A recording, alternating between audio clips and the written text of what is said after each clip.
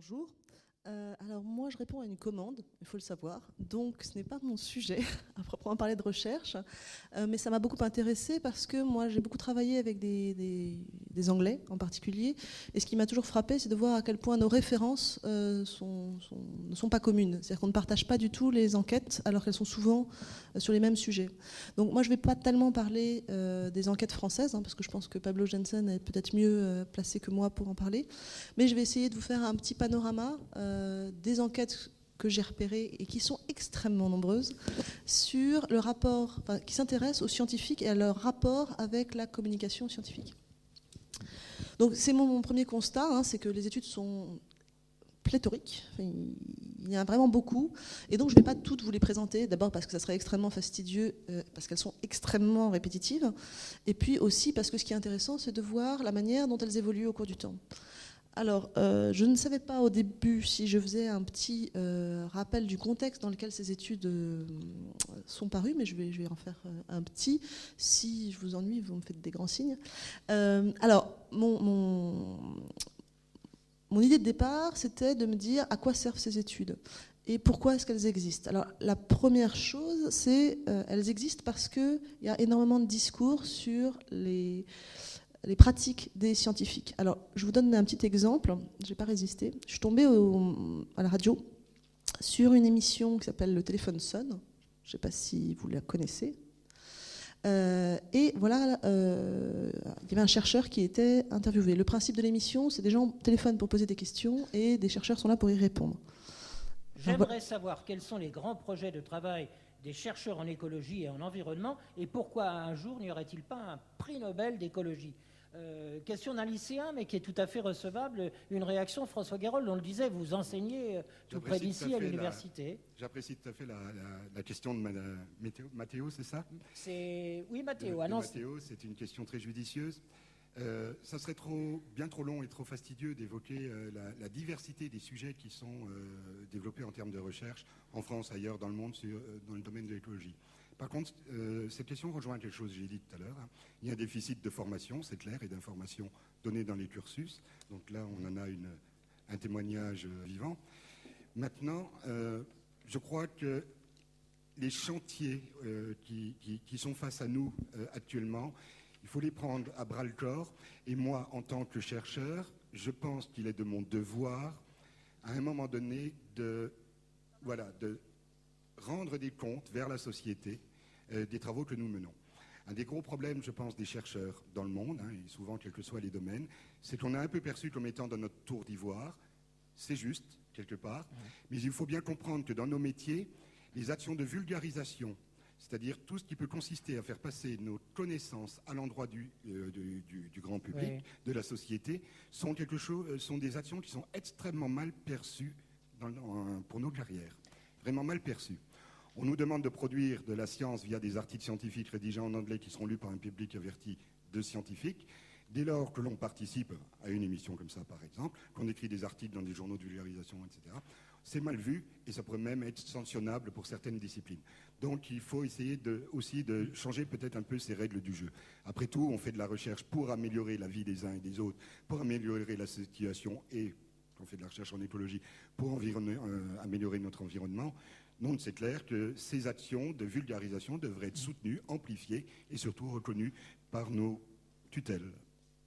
Bon, alors là, moi, ça m'a tout de suite ébloui parce que c'est un condensé assez court d'un ensemble, soit d'idées reçues, soit de présupposés qu'ont les chercheurs sur leur travail de vulgarisation, mais aussi ça montre à quel point ces idées sont bien partagées. C'est-à-dire, je pense que si à l'heure actuelle je faisais un questionnaire là parmi vous en disant mais à votre avis quelles sont les motivations et les contraintes qui se reposent sur le travail des chercheurs et qui les empêchent de faire de la vulgarisation, je pense qu'un certain nombre d'éléments ressortiraient, à savoir le travail de vulgarisation est mal perçu, on n'a pas le temps, on doit publier en anglais, on est évalué sur autre chose, etc. etc. Donc la question c'est, est-ce que ces études confirment ces présupposés ou à l'inverse, est-ce que ces présupposés viennent de la quantité d'études qui petit à petit distillent un message? Et on va voir comment est-ce que ces études évoluent. Alors, je recommence. Alors, le contexte dans lequel ces études sont apparues est assez particulier. Il faut savoir que le mouvement français ou le mouvement anglais sont à peu près similaires. Peut-être que le mouvement français est un peu en avance, mais je vais vous décrire le mouvement anglais qui a présidé à l'instauration de ces études pour que vous y voyez plus clair. Alors la date marquante qu'on retient toujours, c'est 1985, avec ce qu'on appelait le Bodmer Report en Grande-Bretagne, qui regrettait le fait que les scientifiques ne vulgarisaient pas assez. En fait, le constat, c'était il y a un désamour des citoyens pour la science, il faut faire plus de vulgarisation. Et donc, il faut qu'on travaille là-dessus. Bon. Suite au Bodmer Report, il y a eu une flopée d'études qui ont commencé à sortir et à s'intéresser à la façon dont le public percevait la science. 10 ans après, à peu près en 1995, il y a eu un autre rapport très célèbre qui s'appelle le Wolfendale Report et qui a commencé à être un peu pragmatique et a commencé à réfléchir en se disant bon, c'est bien gentil de dire qu'il faut que les scientifiques fassent de la vulgarisation, mais il faut peut-être leur donner quelque chose en échange, ou en tout cas les motiver pour qu'ils fassent de la vulgarisation. Et à ce moment-là, ont commencé à se multiplier de nouvelles études qui ne portaient plus sur la manière dont le public recevait la vulgarisation scientifique, mais sur la manière dont les scientifiques, eux, vivaient la vulgarisation scientifique. En France, le grand mouvement, le début, c'est 83, les assises de la recherche avec Chevènement, donc c'est un petit peu décalé dans le temps, surtout que Chevènement, dans les premiers rapports de Chevènement, il y avait déjà l'idée qu'il fallait récompenser les scientifiques, ou en tout cas tenir compte de leur action de vulgarisation dans leur carrière. Donc c'est quelque chose qui est en fait assez vieux, ça fait déjà 30 ans qu'on en parle. Et en France, la question des scientifiques date, enfin de la question de savoir comment est-ce que les scientifiques perçoivent la vulgarisation est encore plus ancienne. Les premières études datent de 70. Donc là, ça fait vraiment 40 ans de recul. Je pense que Pablo Johnson en parlera un peu plus tard. Alors, j'ai essayé de faire une typologie des études, parce qu'il fallait bien essayer de trouver un moyen de les classer pour vous les présenter. Et donc, je vous les présente semi-chronologiquement et par grande classification. Alors, d'abord, il y a une première vague d'études qui s'est intéressée aux scientifiques qui faisaient de la vulgarisation. Donc, leur sujet d'étude, ce ne sont pas les scientifiques en général, mais ils vont par exemple, dans la fête de la science, à l'expérimentarium, et ils essayent d'interviewer les chercheurs pour savoir comment ils vivent leur action de vulgarisation et ce qu'ils en pensent. Alors, je vous en ai donné 2 exemples. C'est 2 exemples espagnols qui sont faits sur la participation à la fête de la science à Madrid par les chercheurs. Donc j'ai pris celles-là parce qu'elles sont vraiment très représentatives de ce qui existe dans cette espèce de grande mouvance. Donc on prend un événement public et on fait des entretiens avec soit des questionnaires fermés, soit des questionnaires ouverts. Là, il y en a 167 et on les questionne tous les ans pendant 4 ans. On regarde qui participe à la fête de la science et on voit ce qu'ils racontent. Alors, ça fait une grosse slide, mais c'est pour vous donner un peu une idée du discours qui transparaît dans ces études et les arguments qui vont revenir encore et encore dans les discours. Alors vous vous souvenez que dans l'extrait audio que je vous ai passé, le chercheur disait que c'était son devoir. Alors l'idée de devoir, par exemple, le fait que le vulgarisateur pense que c'est son devoir de vulgariser, c'est quelque chose qui va revenir très souvent. Ainsi que son désir d'augmenter l'intérêt du public pour la science, d'accroître sa connaissance générale de la science, sa sensibilité, etc. Alors ça, c'est des grandes catégories qu'on va retrouver constamment et qui sont assez curieux souvent, on va le voir, parce qu'on n'en tire pas grand-chose. Et c'est en fait le problème de ces études, c'est qu'on s'intéresse à la motivation des chercheurs et on a envie de dire après, and so what ? C'est-à-dire toutes ces études ne sont faites qu'avec un seul but affiché, c'est d'augmenter l'interaction entre chercheurs et grand public. Donc on essaye en fait de trouver des moyens, des entrées pour essayer de motiver les chercheurs. Donc c'est pour ça qu'on s'intéresse aux motivations et aux freins. Mais le fait est qu'une fois qu'on sait que le chercheur fait ça par devoir, le problème c'est qu'est-ce qu'on fait de ces études. Donc c'est une question que je laisse ouverte. Et vous allez voir que les solutions proposées, parce que souvent il y a des recommandations à la fin de ces études, les recommandations proposées n'ont qu'un lien très très vague avec les résultats. Donc c'est assez curieux. Alors, je vous ai montré, il y avait 2 études. Donc la première qui était une étude brute, à savoir, je prends les chercheurs qui participent à la fête de la science et je leur demande pourquoi est-ce qu'ils font ça et est-ce que ça leur plaît. La deuxième étude est un mélange de la première et puis d'une recherche plus quantitative sur les actions menées véritablement par ces scientifiques. Et donc la morale de l'histoire, c'est l'idéologie qui va sous-tendre, on la voit clairement apparaître dans toutes ces études, c'est le scientifique n'a qu'un seul désir au monde, c'est faire de la vulgarisation. Il adore ça en fait. C'est son devoir, c'est sa joie de vivre. Et le problème, c'est qu'il y a des barrières, des freins qui l'empêchent de faire de la vulgarisation. Et donc ça, ce discours sur il est très motivé, mais il y a des freins abominables, on va le retrouver partout, de façon plus ou moins visible. Et les freins, d'ailleurs, vous allez voir, sont extrêmement divers. Mais cet enthousiasme des scientifiques n'est jamais démenti. Hein. C'est toujours des gens qui veulent absolument le faire. Généralement, on nous accorde 3 ou 4% de gens qui ne veulent pas en faire, mais autrement, les 95% autres sont tous d'accord pour dire que s'ils avaient plus de temps, plus d'argent, plus machin, ils en feraient avec plaisir. Voilà. Donc ça, c'est un des premiers résultats, c'est de voir que, en tout cas, oui, cette hypothèse de départ, enfin, c'est même pas une hypothèse, c'est un fait de départ posé, alors qui n'est pas complètement imaginaire, hein, il repose sur les réponses des scientifiques, mais en tout cas n'est jamais remis en doute. Donc ça, c'est un fait. Alors là, dans l'étude en question, les scientifiques donc sont pénalisés par l'absence de culture scientifique des citoyens espagnols, par leur ignorance crasse, et qui fait que malgré leur enthousiasme, ils ne peuvent pas vulgariser. Voilà. Donc je résume un peu à la hache l'étude qui est assez conséquente, mais c'est le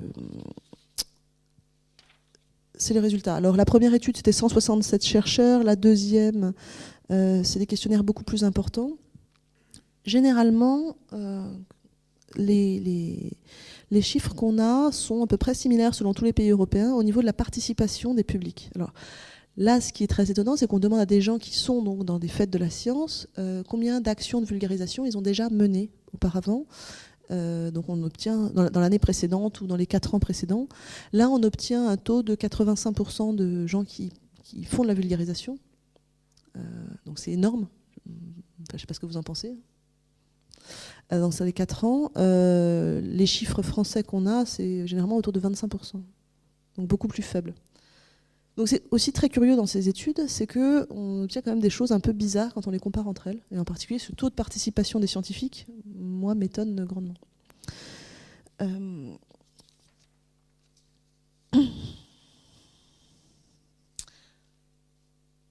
Alors la seule, pour moi, là, je tenais quand même à le mentionner, cette étude est à mon avis très intéressante pour une raison particulière, c'est qu'elle commence à prendre en compte le fait que les populations, donc là c'est un tableau un peu...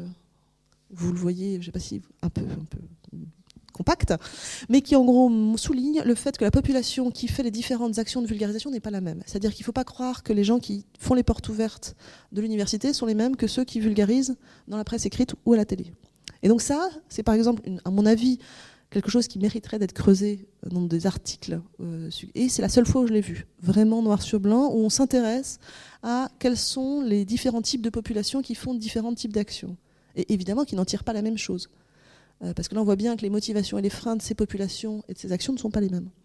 Donc là, l'intérêt pour moi de cette étude, c'est de commencer à creuser ce sillon qui est, est-ce qu'on peut vraiment toujours parler des actions de vulgarisation en masse, ou est-ce qu'il ne faudrait pas essayer de faire des actions plus ciblées, enfin des études plus ciblées, action par action. Alors, transnational. Là, je voulais juste vous montrer comment est-ce que ces études, qui peuvent être nationales, peuvent devenir tout d'un coup internationales. Là, vous en avez une très belle qui est faite par 2 Suédois, je crois, et qui étudie 13 pays. Donc 13 pays à comment? Alors, ils envoient des questionnaires, donc en très très grand nombre. Je n'ai plus les chiffres, je crois qu'ils sont après. Non, je ne les ai pas là. Mais donc c'est des questionnaires très très importants, 13 pays, et on essaye de voir si... d'étudier toujours une population qui vulgarise. Alors là, la spécificité de cette étude, juste pour mentionner, c'est qu'ils ont essayé de regarder les chercheurs qui publient des ouvrages de vulgarisation. Donc on n'est plus du tout dans l'étude des médias, c'est les scientifiques qui écrivent un bouquin de vulgarisation et qui le publient, qui les intéressent. Donc là aussi, on s'intéresse à une toute petite partie en fait, de la population scientifique, puisque c'est ceux qui vulgarisent dans les livres, et on essaie de voir les différences qu'il y a entre les individus. Alors, ce qui est intéressant là, c'est toujours la même chose, c'est quelque chose qu'on va retrouver après dans d'autres études, c'est le fait que la très grande majorité des ouvrages est faite par une toute petite minorité de chercheurs. Et cela beaucoup plus fortement que dans les publications professionnelles. C'est-à-dire que les revues professionnelles, les articles qui paraissent dans les revues à comité de lecture, sont en fait le fait d'une très petite partie des scientifiques. Donc 18%, je crois que c'était ça le chiffre, 18% des universitaires produisent la moitié des articles de recherche. En vulgarisation, c'est beaucoup plus fort que ça, puisque la moitié des articles est fait par 3% des chercheurs. Donc c'est encore renforcé. Et évidemment, il y a un très très fort lien. Donc ça, c'est aussi une idée qui a commencé à faire son chemin, j'allais dire beaucoup plus récemment, il y a moins d'une dizaine d'années. C'est qu'il y avait un très fort lien entre les gens qui faisaient de la vulgarisation et les chercheurs de haut niveau. Ou dit autrement, plus on publie dans des éditions scientifiques, plus on va vulgariser. Et cela, et c'est pour ça que cette étude est intéressante, pas seulement parce que les médias viennent chercher les chercheurs qui ont le plus publié, qui ont la plus grande renommée, mais aussi parce que spontanément, puisque là c'est une démarche quasiment spontanée, parce que spontanément, les chercheurs vont essayer d'aller écrire vont essayer de faire de la vulgarisation. Donc là, c'est la confirmation d'hypothèses qui traînent depuis les années 70, qu'il y a un fort lien entre les chercheurs qui font de la vulgarisation et leur haut niveau. Donc ça contrebalance une idée reçue classique qui est si vous êtes mauvais, vous faites de la vulgarisation. Donc ça, c'est une étude de très très grande ampleur, mais qui amène quelques éléments intéressants. Et par exemple, que les chercheurs en SHS font beaucoup plus de vulgarisation qu'en sciences techniques et médicales. Ce qui pourrait aller contre une idée reçue, puisqu'on pense que c'est toujours la biologie qui est le plus... Pour tout le monde, SHS, pardon, sciences humaines et sociales. Sciences humaines et sociales. Je souhaite que tout le monde le sache. Et donc les sciences humaines et sociales vulgarisent plus que la médecine ou la biologie. Donc ça peut être aussi intéressant de creuser le filon, non pas d'essayer d'étudier les actions de vulgarisation par type de vulgarisation, mais par domaine disciplinaire. Juste une question qui me traverse l'esprit tout de suite. C'est-à-dire que jusqu'à maintenant, tout ce dont les études dont je viens de parler ne différencient pas l'activité de vulgarisation dans le champ des sciences sociales ou les sciences de l'homme, sciences de la nature. Alors, les petites études ne s'intéressent qu'aux sciences de la nature et de la matière. Ouais. Donc, elles ignorent même totalement les SHS, les sciences humaines et sociales n'existent pas. Mais pour les plus grosses études, on va voir au niveau en Angleterre, voilà, on les considère de la même façon. D'accord. Donc elles sont englobées dans le champ sciences. Ça ne va pas de soi. Non mais, et donc là, on interroge les chercheurs pour savoir pourquoi est-ce qu'ils vulgarisent, et toujours les mêmes choses qui sortent. Il n'y a pas assez de récompenses, pas assez d'incitation et un manque d'intérêt de la part de la population. Donc c'est des choses qui ressortent. Ensuite, ça c'était les premières études, et il y en a beaucoup, vous pouvez imaginer, qui sont faites ponctuellement parce que c'est un petit groupe de chercheurs qui décident d'aller voir quels sont les chercheurs qui sont à l'expérimentarium, décider de faire des choses ponctuelles. Et puis petit à petit, il y a un deuxième courant qui se dessine, qui est de dire il faut qu'on s'intéresse aux chercheurs, non pas à ceux qui font de la vulgarisation, parce qu'ils en font, donc c'est déjà des gens particuliers, mais on va s'intéresser à la communauté des chercheurs en général. Donc on va essayer d'avoir des échantillons qui sont représentatifs d'une communauté de scientifiques particuliers. Et donc, on a des études quantitatives assez grosses. C'est ce que va faire d'ailleurs Pablo Jensen plus tard, puisqu'il étudie la communauté des chercheurs entiers du CNRS. Il les prend indifféremment, il essaie de les avoir de manière représentative, et puis il en déduit quelque chose. Donc les plus forts là-dedans, les plus forts, ceux qui ont vraiment fait des très très grosses études, c'est les Anglais, et la Royal Society en particulier, a commandité beaucoup d'études à partir de 2000. Mais du coup, elles ont bien progressé. En 2006, il y a eu un premier rapport, en 2008, un autre. Enfin, c'est des choses assez intéressantes. Et donc, je vais vous la présenter, la plus grosse. Vous verrez qu'il y a toujours le même problème. C'est-à-dire les résultats qu'on obtient n'ont pas l'air incohérents. La question, c'est toujours qu'est-ce qu'on fait de ces résultats. Alors, je voulais juste souligner que ces études sont très... Alors, ça, c'est quelque chose qui frappe aussi... très rapidement, c'est que les vocables ne sont pas les mêmes. Dans les études anglaises, on ne parle que de public engagement. Et alors au début, évidemment, c'était le PUS, le Public Understanding of Science, où il y avait la Science Communication.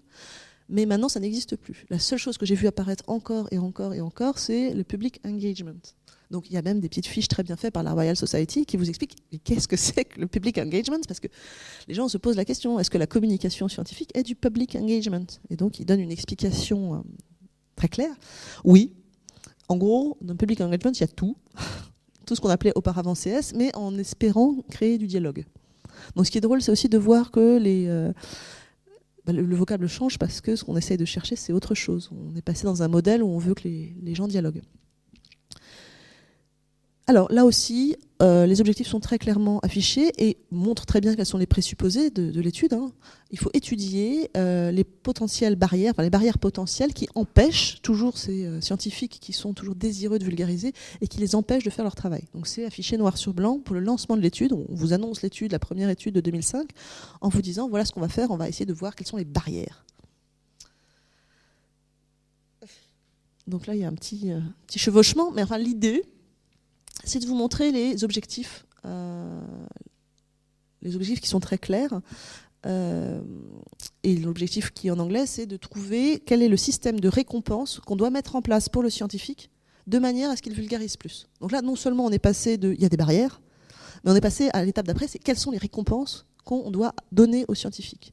Donc évidemment, ça va être, on pense tous immédiatement aux problèmes de carrière, aux problèmes de bourse, au problème de financement qu'il y a là. Mais là, c'est typiquement le genre d'étude qui oriente la pensée très clairement dès le départ, puisque on sait ce qu'on cherche. On cherche les récompenses.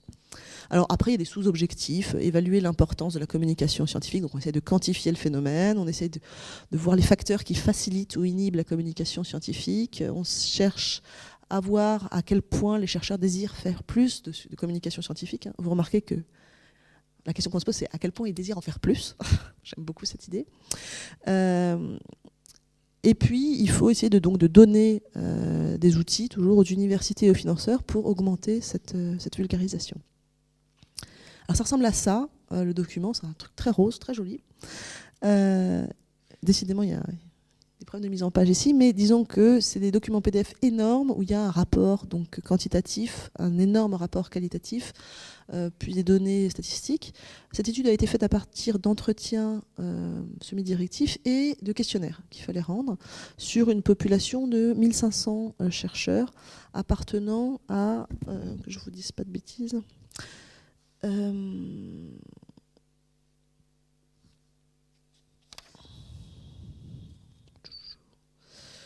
c'est pas la Royal Society, c'est... je retrouverai plus tard. Et donc, on a fait une première grosse étude en 2005 avec ce genre de questions. Donc, est-ce que l'engagement, donc est-ce que la communication scientifique, est mieux faite par des professionnels que par des non-spécialistes? Oui, pour 0,06, Agri 0,28, etc. Donc, oui, elle est mieux faite par des professionnels. Est-ce que ça me rapporte des choses? Est-ce que ça me fait me sentir mieux, en gros? Oui. Donc c'est ce genre de questions. Donc c'est sur des échelles de 1 à 7, strongly, agree. Donc ça, c'est les questionnaires fermés. Donc avec des questions sur à quoi ça sert, est-ce que ça aide ma carrière? Est-ce que les scientifiques qui communiquent beaucoup ne sont pas très bien considérés par les autres scientifiques? Donc vous voyez bien que c'est toujours les mêmes questions qui reviennent, les mêmes problématiques, et on demande aux scientifiques de se positionner là-dessus. Donc par exemple, là, on leur demande clairement quels sont les freins, qu'est-ce qui vous empêche de communiquer vers un non-spécialiste public? Bon, pour 10%, ils deviennent des cibles. Alors des cibles des médias, des associations non gouvernementales. Donc il y a un frein qui est je vais devenir une cible. Je peux me tromper pour 19%. Pour 1%, je vais avoir l'air stupide ou être mal considéré par mes pairs, etc. Donc vous voyez que c'est assez descriptif et assez intéressant. Enfin, je veux dire, il y a des choses qui ressortent. Là, la question qui va beaucoup intéresser Lionel, c'est est-ce que vous vous sentez équipé? Est-ce que vous vous sentez formé pour faire de la vulgarisation scientifique? Donc à 38%, non. Je ne me sens pas très très bien formé.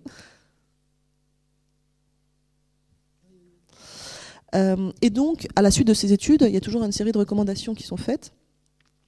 Et donc, il faut définir plus clairement ce que recouvre la communication scientifique. Alors, ça fait aussi partie de la bizarrerie de certains rapports qui étudient jusqu'à plus soif un phénomène et à la fin vous expliquent que la première chose à faire est de mieux définir ce phénomène.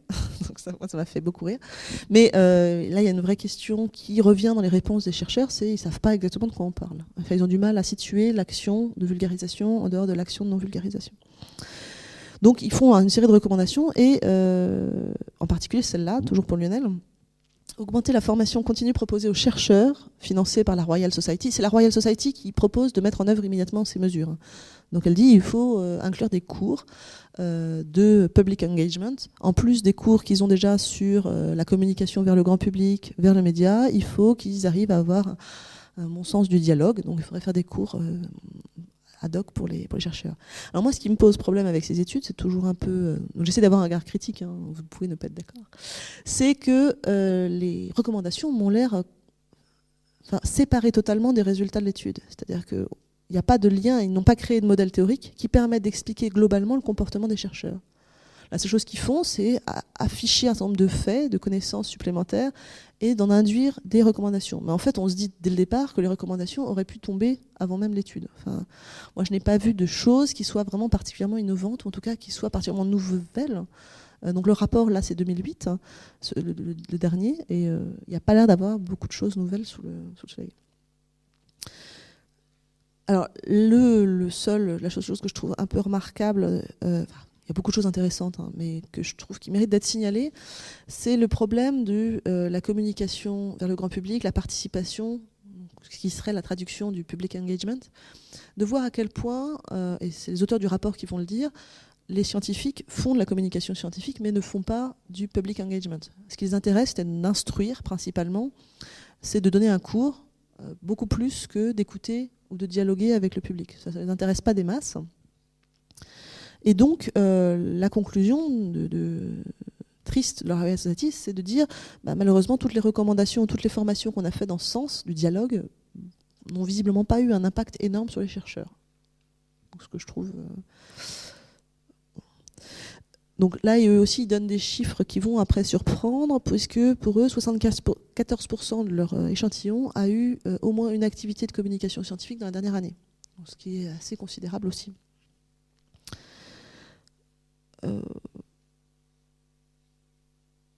Là aussi, l'enthousiasme des chercheurs est redécouvert. Hein. 53% des chercheurs désirent faire plus de vulgarisation. Et alors la vulgarisation, là où ça devient un peu bizarre, c'est que quand on leur demande quel est votre public cible prioritaire, le public cible prioritaire, c'est les décideurs politiques, les écoles et les enseignants, et l'industrie. Vous voyez bien qu'il manque des catégories entières de la population qui sont jugées totalement inutiles. Alors vraiment dans les moins importantes, il y a donc les organisations non gouvernementales, les personnes qui travaillent dans les médias et les journalistes spécialisés, bien sûr, qui n'en ont pas besoin. Et là, on retrouve une fois de plus des résultats qu'on a déjà vus en Espagne, qu'on retrouve dans les études européennes. C'est les interventions grand public sont le fait de scientifiques qui sont dans des labos très bien classés. Donc plus le labo a bonne réputation, plus le chercheur va vulgariser, qui ont généralement des responsabilités d'enseignement, c'est-à-dire qui différencient de groupes, ceux qui sont chercheurs à plein temps et puis ceux qui sont enseignants-chercheurs. Ceux qui ont donc des responsabilités d'enseignement vulgarisent plus. Qui ont plus de 40 ans, donc l'âge a l'air d'être un facteur dans cette étude, et qui ont eu déjà une formation en communication. Donc il y a une forte corrélation qu'on va retrouver plus tard. Tous ceux qui ont déjà fait de la vulgarisation vont avoir tendance à en refaire plus. Les freins, toujours les mêmes. 3%, c'est les pairs qui sont des barrières. 20% reconnaissent que les scientifiques qui s'engagent auprès du grand public sont moins bien considérés que les autres scientifiques. Excusez-moi pour la faute. Et il rajoute une ou deux phrases, donc je ne vais pas revenir très rapidement sur ce que je disais hier sur les problèmes de genre, mais là l'étude anglaise l'a remarqué aussi, c'est la considération des femmes qui font de la vulgarisation est moindre que la considération qui entoure les hommes qui font de la vulgarisation. C'est-à-dire qu'une femme qui fait de la vulgarisation est pénalisée quasiment par... Alors les Anglais ne vont pas aussi loin, mais ils disent que en tout cas il y a un effet sur les femmes qui est certain. Donc l'étude de Lausanne que je mentionnais hier, c'est une étude qui va beaucoup plus loin puisqu'elle dit clairement que c'est un frein dans la carrière, dans l'évolution de carrière.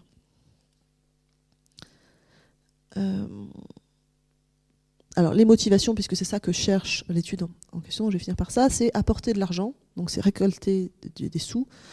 Grâce aux bourses, ça permet de financer des chercheurs, donc de l'argent. Et ce que j'aime beaucoup, c'est l'engagement. Donc l'engagement est quelque chose qui ne doit jamais être le résultat d'une demande ou une obligation, mais ça doit toujours être quelque chose de spontané et d'altruiste. Donc c'est très important. Tous les chercheurs, il y a une grosse unanimité qui se dégage pour dire qu'il ne faut surtout pas rendre ça obligatoire. Je pense que la situation ne serait pas très très différente en France. Donc l'inquiétude des auteurs, donc la seule que je vous mentionnais précédemment, cela suggère que les efforts entrepris par le gouvernement, les sociétés savantes et les financeurs de la recherche n'ont qu'une influence très marginale sur le comportement des chercheurs. On a beau dire aux chercheurs qu'il faut qu'ils dialoguent, ils refusent de dialoguer. Donc un certain nombre de recommandations est faite qui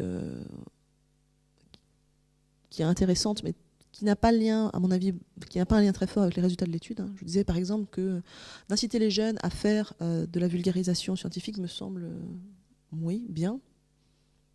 Pourquoi ? À quel degré ça devrait changer ? C'est pas extrêmement explicité. Troisième grande partie, je ne sais pas si j'en ai temps, des études théoriques, j'ai essayé de les regrouper, celles où les scientifiques sont considérés comme des êtres humains. Donc en fait, où on arrête de se poser la question donnez-moi des faits, donnez-moi des faits, donnez-moi des chiffres et je vais essayer d'en tirer quelque chose, mais d'essayer de voir si des modèles d'explication comportementale sur d'autres chercheurs, enfin, pour d'autres êtres humains peuvent s'appliquer aux chercheurs. Donc en gros, ces études essaient de prendre des théories comportementales et de voir si elles s'appliquent aux chercheurs et à leur rapport avec la communication scientifique. Alors j'en ai sélectionné deux que je trouve intéressantes. La première, c'est celle-là. Quels sont les facteurs qui prédisent l'intention des scientifiques à participer dans les Public Engagement of Science Activities ? Donc toujours le même logo.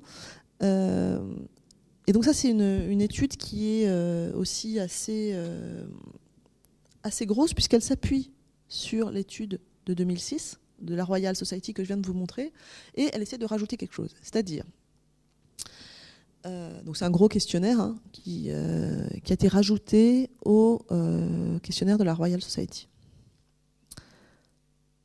Et donc ils établissent un modèle théorique et ensuite ils essaient de le confirmer avec les résultats de la Royal Society. C'est comme ça que ça marche. Donc c'est à peu près la même période, c'est 2005-2006, c'est publié en, je vous ai dit, en 2007, celle-là. Alors, c'est très long parce que c'est assez... je ne sais pas si vous connaissez la théorie du comportement planifié. Donc c'est les psychologues qui ont mis ça au point. Ils essayent de voir comment est-ce qu'on peut prédire les comportements, certains comportements d'acteurs sociaux. Et ils disent on peut prédire les comportements de certains acteurs sociaux en se fiant sur leur déclaration d'intention.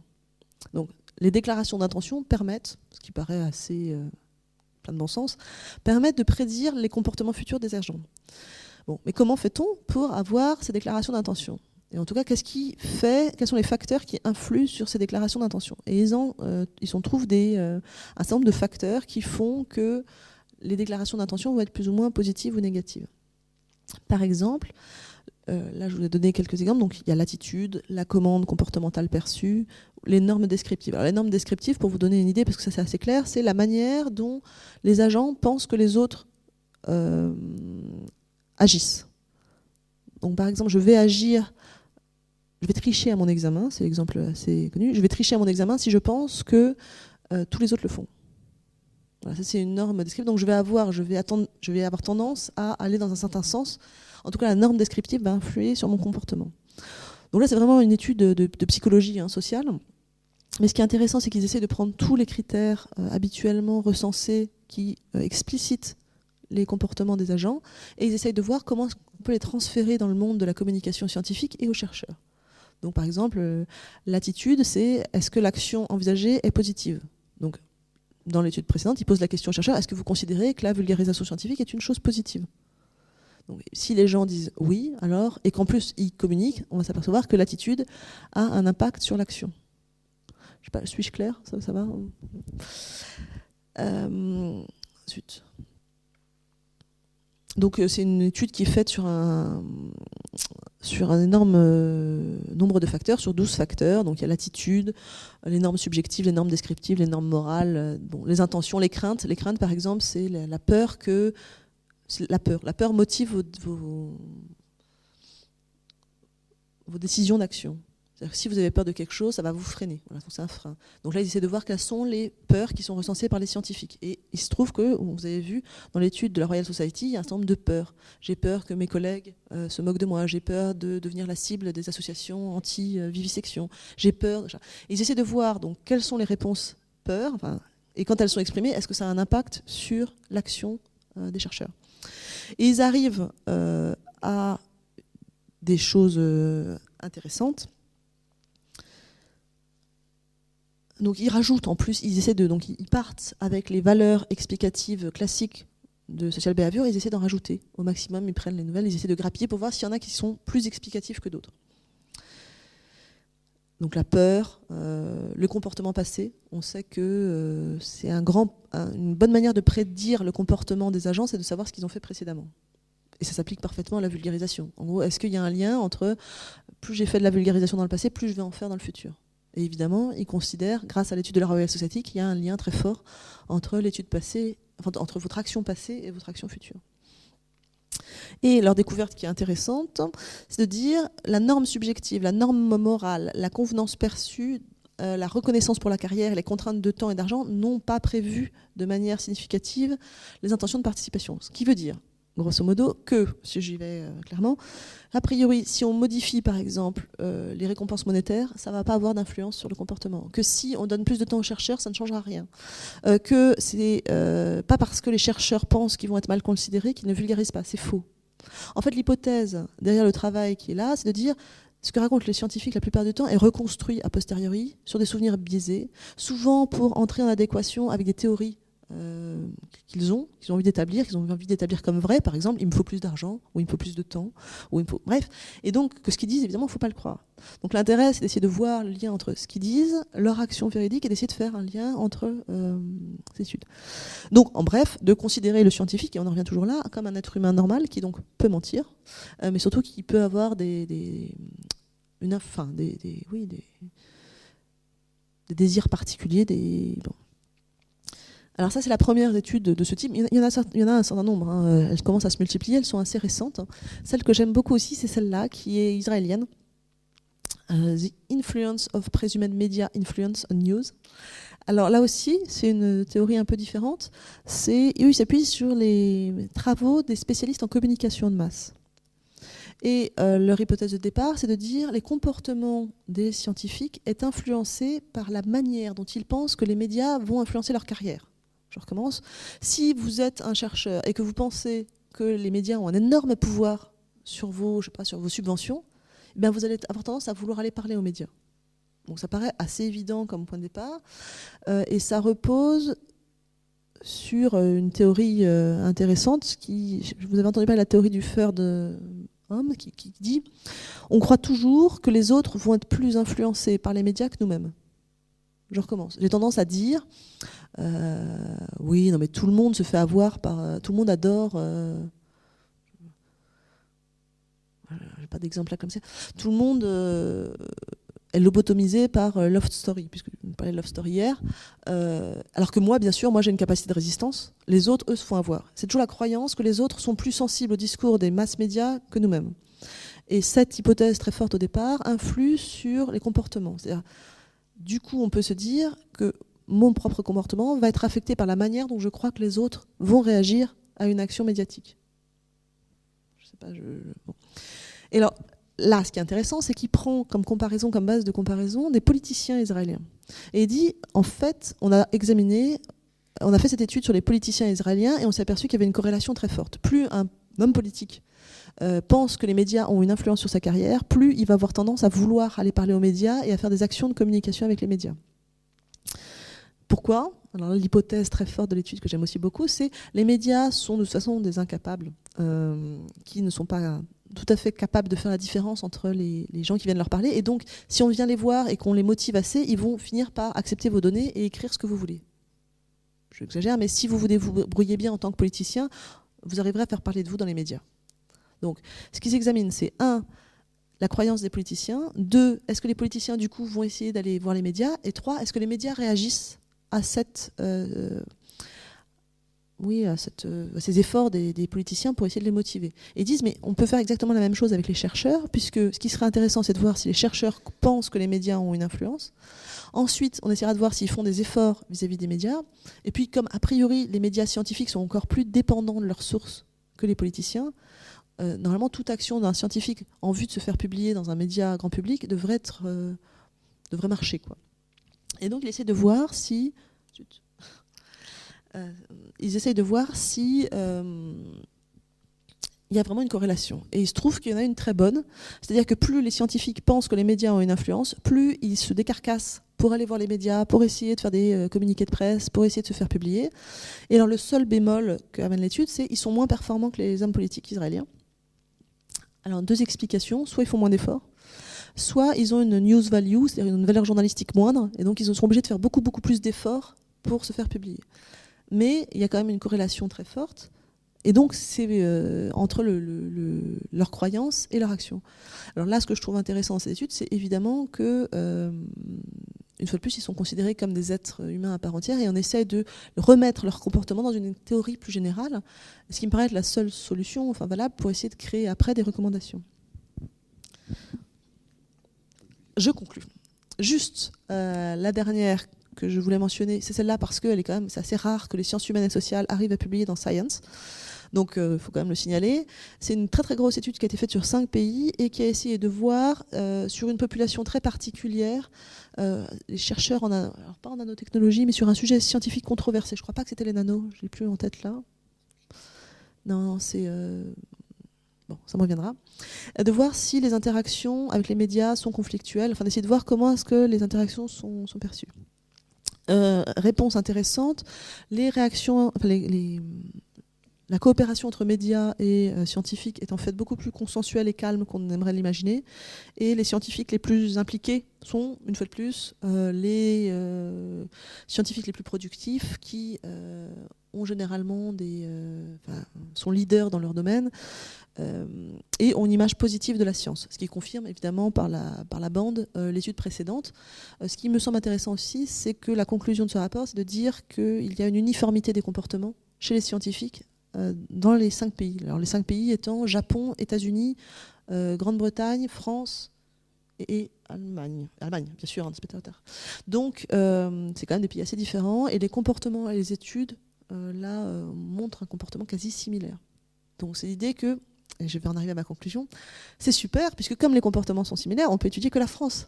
Donc, liaison avec l'intervenant d'après, on peut étudier que la France puisque visiblement il y a quand même des grandes similitudes. Et ma conclusion, donc,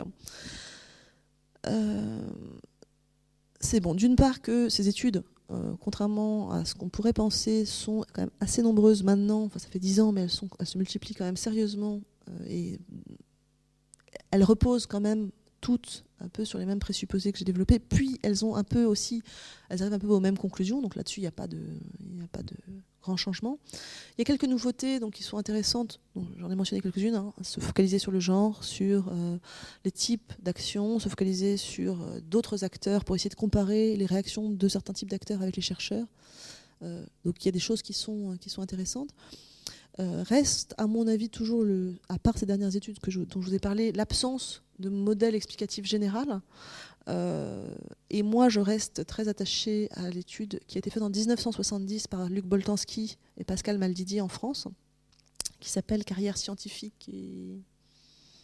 Je n'ai plus en tête, et je ne l'ai pas mis là, et qui, c'est la première du genre en 70, et qui, à mon avis, propose un modèle, en tout cas d'explication d'action des scientifiques que je n'ai pas le temps de développer là, mais vraiment je vous conseille d'aller lire, peut-être plus tard dans le débat.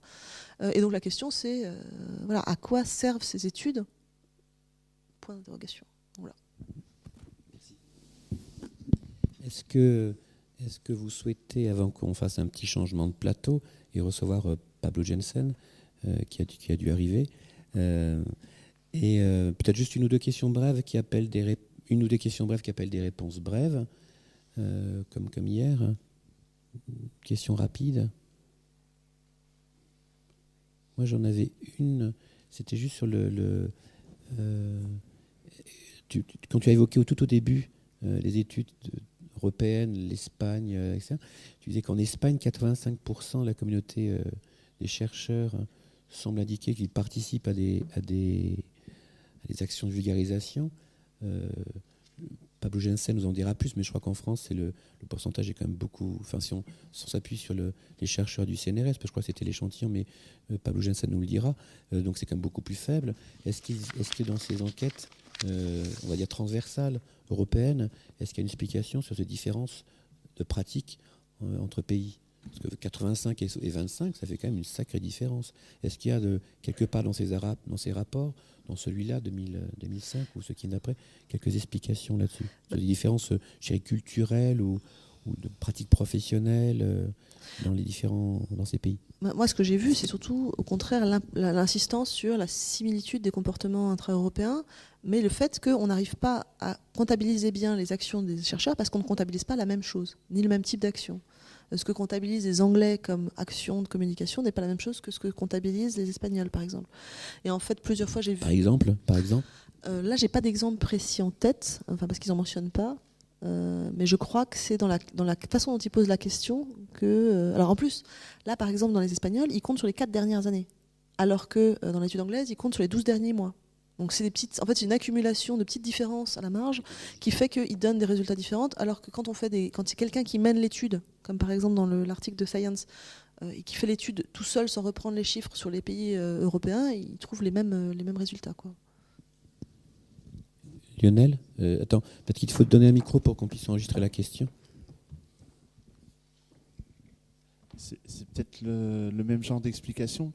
Comment on explique le fait que les SHS, les sciences humaines et sociales, dans ces statistiques vulgarisent plus? Est-ce que c'est pas dû au fait qu'on mette, par exemple, au fait qu'on fasse une participation à un article, et puis on mette aussi au fait qu'on participe à une expo, enfin qu'on somme des choses qui ne correspondent pas forcément au même engagement, parce qu'il me semble que quand même, si on parle d'activités d'animation, par exemple, enfin liées à de l'animation, peut-être qu'en SHS, c'est moins important ou pas.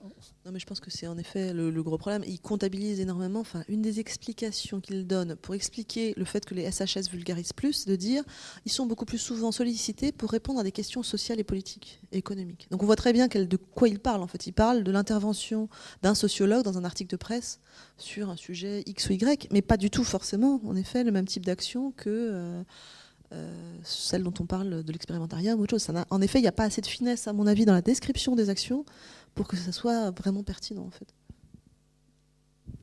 Une dernière petite question avant de faire le changement de plateau. Allez-y, vous avez le micro. Alexandra Laurent, donc enseignante-chercheuse à l'Université de Besançon en psychologie. Je souhaiterais savoir, quand vous avez parlé donc du faible taux de vulgarisation des chercheurs concernant le manque d'intérêt, par rapport au manque d'intérêt de la population. Ça, c'est quelque chose qui a été mesuré comment? Vis-à-vis, c'est l'avis des chercheurs ou c'est le point de vue du grand public? Non, là, dans l'étude en question espagnole, ils se sont servis, alors pas de l'eurobaromètre, mais d'un équivalent, c'est-à-dire d'une étude qui avait été faite. À chaque fois, ça combine. Ils essaient de combiner les études qui sont en grande masse sur les études d'analyse de public. Est-ce que le public sait faire la différence entre les virus et les bactéries, par exemple? Vous voyez, ce type d'études. On essaie d'évaluer la connaissance du public et puis surtout son attitude vis-à-vis de la science. Et donc, ils s'appuient là-dessus pour ensuite faire le parallèle avec les résultats. En tout cas, dans l'étude espagnole, c'est comme ça qu'ils fonctionnent. Ils font des entretiens avec les chercheurs. Ils regardent les études qui disent que les Espagnols ne sont pas du tout intéressés par la science. C'est pas moi qui le dis, hein, c'est des questions du type est-ce que vous avez envie d'avoir plus de science à la télé? Les Espagnols répondent non. Et donc ils font la corrélation entre les deux en disant mais c'est peut-être pour ça qu'il n'y a pas beaucoup d'actions de vulgarisation, alors qu'eux ont l'air d'avoir tellement envie de faire de la vulgarisation, les chercheurs. Et bien peut-être que c'est parce qu'il y a un manque de désir du public. Donc voilà, dans ces études, il y a certaines choses qui, à mon avis, sont faites quand même un petit peu à la hache. Clairement. C'est carrément à la hache. Là, évidemment, quand je vous le dis comme ça, j'y vais un peu plus dur. C'est-à-dire que je résume. Concrètement, je ne vois pas très bien la différence entre ce que je vous dis et ce qui est mis dans l'étude. Et là, ils appuient à chaque fois beaucoup sur les études de réception du public, les études bibliographiques, c'est-à-dire combien d'articles ont été publiés, les dires des chercheurs, et ils font la triangulation et ils en déduisent des choses. Sachant que tous les ans, parce qu'il faut juste le rappeler, cet eurobaromètre, sachant que tous les 4 ans, l'Union européenne finance des enquêtes pour connaître l'opinion des Européens, et notamment sur les questions scientifiques, et que c'est une enquête qui... Et alors nous, on ne le fait pas trop en France, j'ai l'impression, mais les Anglais le font chaque année pour la population anglaise. Les Espagnols font aussi des études indépendantes sur l'Espagne, à une fréquence beaucoup plus élevée. Et donc, eux, ils ont du matériel, ils ont beaucoup de matériel sur lequel travailler, quoi. Mais qui s'intéresse évidemment au public, hein. Là, c'est la grosse mouvance au départ, c'était s'intéresser au public et non pas aux chercheurs.